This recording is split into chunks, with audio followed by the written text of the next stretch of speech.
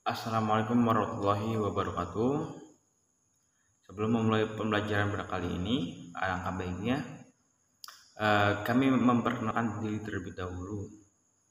Kami dari kelompok 5, tugas mata kuliah profesi kependidikan, tugas peer teaching, dan di sini dengan saya sendiri Faisal Faiz, ada Suci Ayu Pengestu, ada Reni Apriliani, ada Risandi Afrisyaputra, dan Juliani.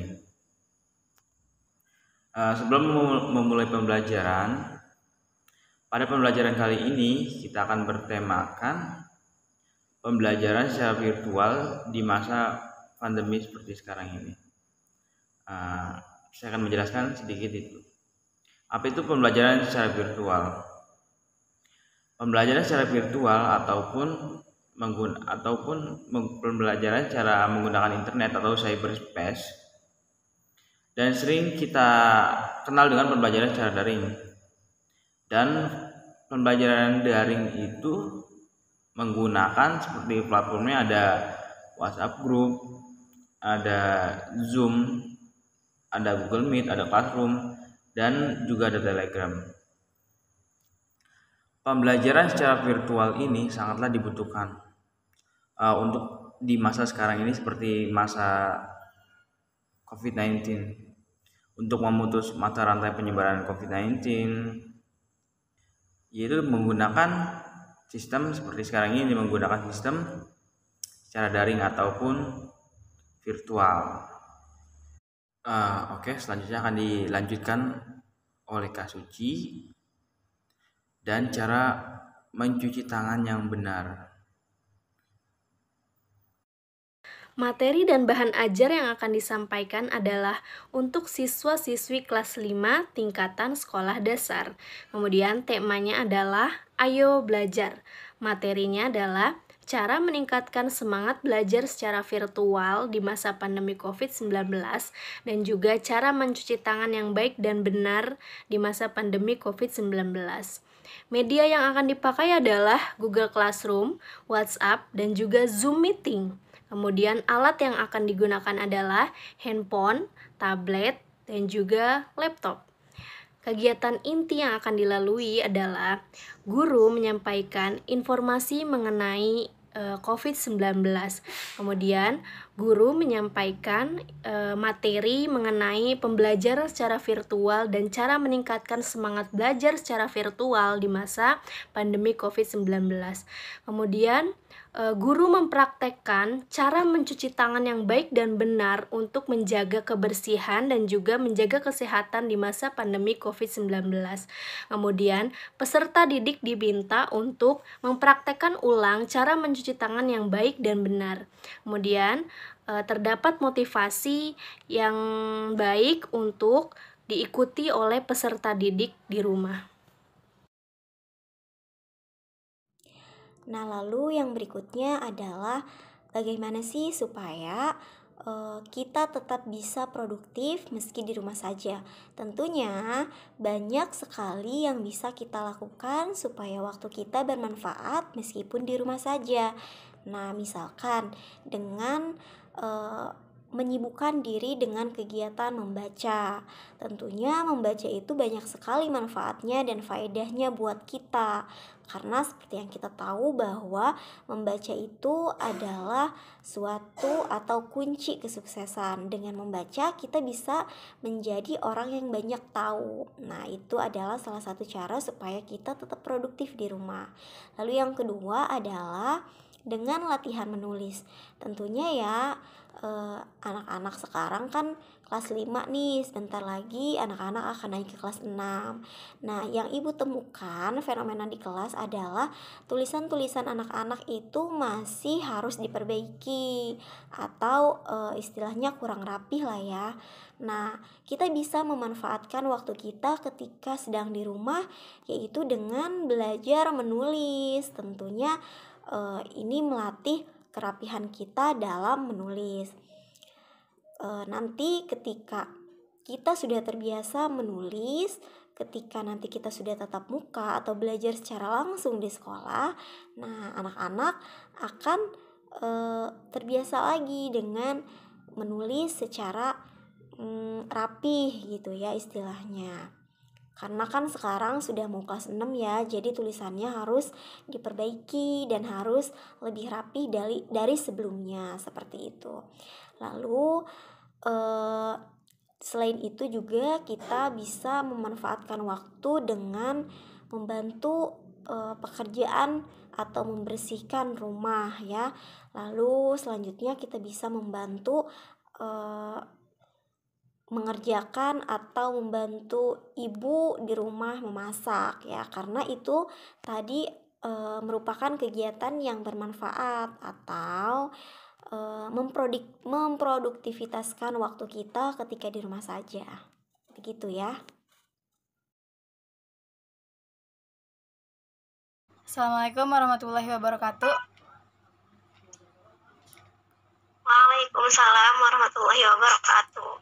Oke, pada kesempatan kali ini di kelas 5 saya akan menjelaskan tema tentang pembelajaran virtual. Apa sih pembelajaran virtual itu? Pembelajaran virtual adalah proses pembelajaran yang terjadi di kelas maya yang berada dalam cyberspace melalui jaringan internet. Penerapan virtual learning ditujukan untuk mengatasi masalah keterampilan, ruang dan waktu antara siswa dan pengajar melalui media komputer. Karena adanya pandemi COVID-19 yang tidak memungkinkan untuk belajar tatap muka, maka dari itu pemerintah menyelenggarakan pembelajaran secara virtual. Kementerian Pendidikan dan Kebudayaan atau Kemendikbud memastikan bahwa belajar dari rumah tidak akan permanen. Sementara yang akan dipermanenkan adalah platform pembelajaran jarak jauh, bukan metode PJJ itu. Sekolah akan kembali dibuka pada Juli 2021. Hal ini bahkan telah disampaikan oleh Nadiem Makarim selaku Menteri Pendidikan dan Kebudayaan Republik Indonesia. Pemerintah Provinsi DKI Jakarta resmi melakukan uji coba belajar tatap muka mulai Rabu tanggal 7 Mei 2021 hingga 29 April 2021. Terus bagaimana sih cara meningkatkan motivasi belajar di sekolah? Terus bagaimana sih cara meningkatkan belajar di masa pandemi? Yang pertama, tingkatkan kualitas guru. Guru menjadi pionir dalam proses kegiatan belajar mengajar. Oleh karena itu, sebagai seorang guru harus secara sadar dan terus melakukan peningkatan kualitasnya.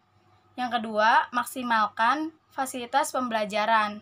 Untuk membangun motivasi belajar siswa, Bapak Ibu guru harus bisa memaksimalkan fasilitas belajar yang tersedia.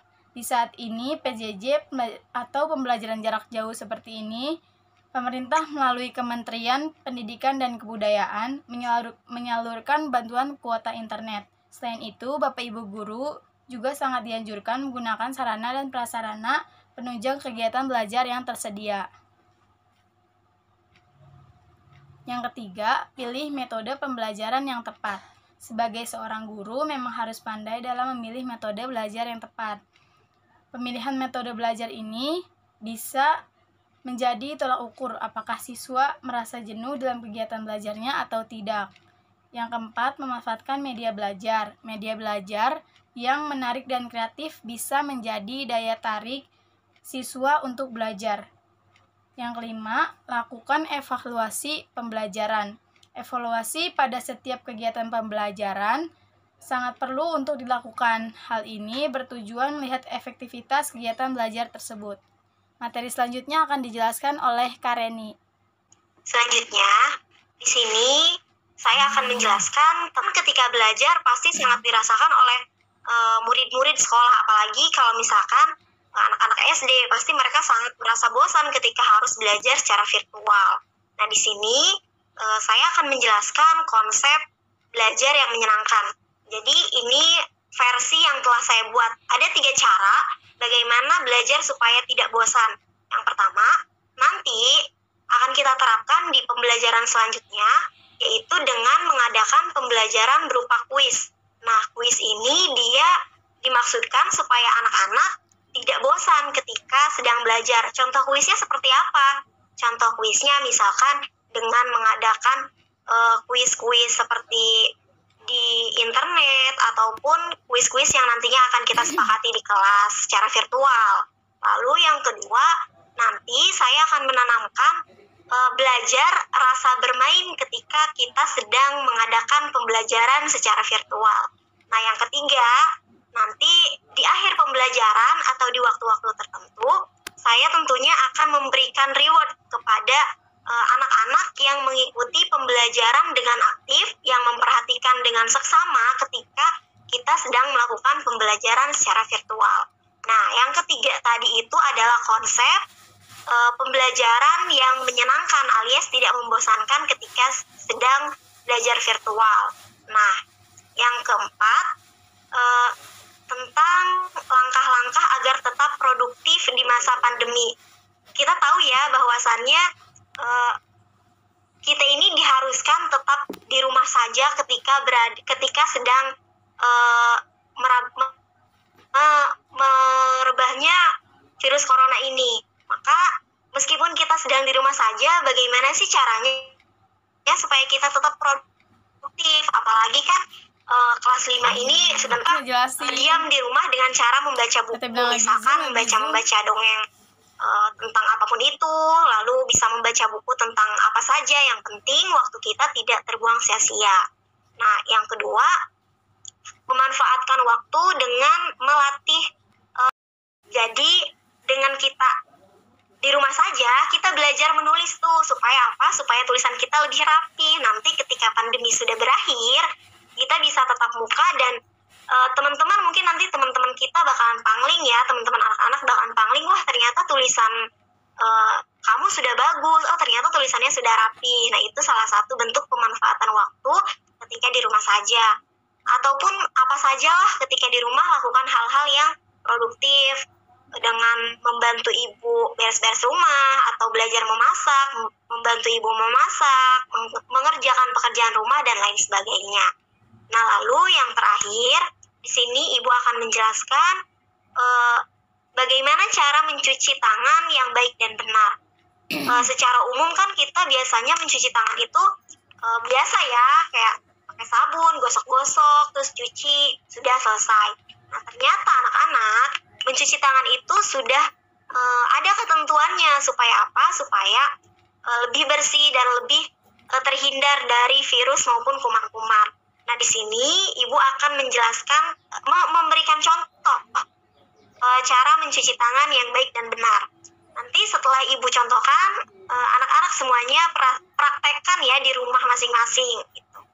Nah, yang pertama, jadi ini ada 6 cara mencuci tangan yang baik dan benar. Diperhatikan ke depan ya anak-anak semuanya. Nah, yang pertama, tentunya kita harus mencuci tangan menggunakan air yang mengalir. Contoh air yang mengalir itu misalkan keran ya, karena itu kan airnya mengalir. Nah, yang pertama, gosok-gosok kedua telapak tangan seperti ini. Jadi kita gosok-gosok semuanya menggunakan sabun. Itu tadi langkah pertama. Yang kedua, punggung telapak tangan digosok-gosok seperti ini beserta dengan sela-sela jari. Jadi seperti ini ya, digosok-gosok, kemudian bergantian, secara bergantian. Yang ketiga, telapak tangan juga sama, digosok-gosok seperti ini beserta dengan sela-sela jarinya. Jadi seperti ini, digosok-gosok sampai dirasa sudah bersih. Nah, yang keempat, kunci tangannya seperti ini. Nah, setelah dikunci seperti ini, digosok-gosok lagi sampai dirasa tangannya sudah bersih. Lalu yang kelima, sela-sela ibu jari, kiri dan kanan juga harus digosok-gosok. Jadi seperti ini cara menggosoknya. Nih ya, lakukan cara ini secara bergantian, kanan dan kiri. Nah, cara yang terakhir atau cara yang keenam dengan cara memutar telapak tangan seperti ini. Nah, jadi diputar-putar seperti ini. Lakukan cara ini secara bergantian. Nah, setelah keenam cara ini dilakukan, baru dibilas menggunakan air yang mengalir tadi sampai sabunnya bersih dan dirasa kuman-kuman atau virusnya sudah tidak ada ya. Nah, seperti ini. Nah, itulah tadi cara mencuci tangan yang baik dan benar. Jadi harapannya ketika Ibu sudah mempraktekkan ini, teman-teman bisa mempraktekannya lagi di rumah supaya kita semua bisa terhindar dari virus dan kuman-kuman. Nah, sampai sini apakah ada yang ingin ditanyakan? Tidak, Bu. Baik, nah jika sudah tidak ada, mungkin pembelajaran kita hari ini cukup sampai di sini saja ya. Nanti insya Allah kita bertemu lagi di pembelajaran berikutnya. Oke. Terima kasih ya untuk waktunya. Semoga kita semua selalu dalam keadaan sehat dan semangat dalam menuntut ilmu. Amin. Terima kasih, Bu. Amin ya Rabbal. Ya, sama-sama.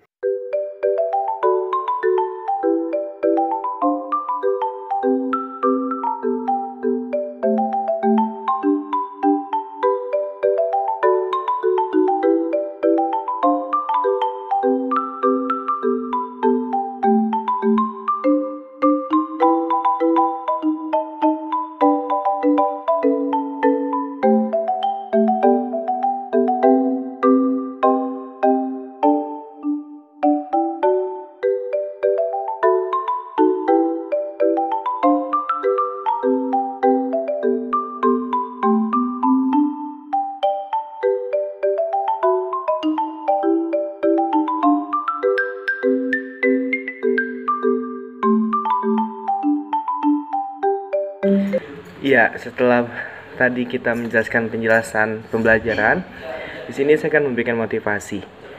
Apa sih motivasi? Motivasi itu artinya dorongan atau alasan yang berasal dari luar atau dari dalam diri sendiri dalam hal melakukan suatu kegiatan atau perbuatan. Dalam kegiatan PJJ ini, sebagai seorang guru sebaiknya memahami kondisi atau keadaan setiap peserta didiknya. Jadi, apabila memberikan tugas, jangan yang terlalu memberatkan peserta didik. Guru juga memberikan laporan kepada orang tua mengenai PJJ yang dilaksanakan. Dan guru juga bisa memberikan hadiah atau kepada nilai yang bagus kepada siswa yang rajin mengikuti semua kegiatan PJJ yang dilaksanakan serta mengerjakan tugas-tugas yang diberikan guru selama PJJ. Supaya apa? Supaya peserta didik bisa tidak bosan. PJJ atau pembelajaran virtual bisa dilakukan secara Zoom Meeting, Google Meet, dan menayangkan video yang menarik peserta didik. Serta ada kegiatan interaktif lain seperti membuat kuis, pertanyaan yang spontan. Jadi itu adalah motivasi atau tips dari saya agar kita sebagai pendidik memberikan motivasi atau memberikan cara agar anak-anak tidak bosan selama PJJ ini. Terima kasih.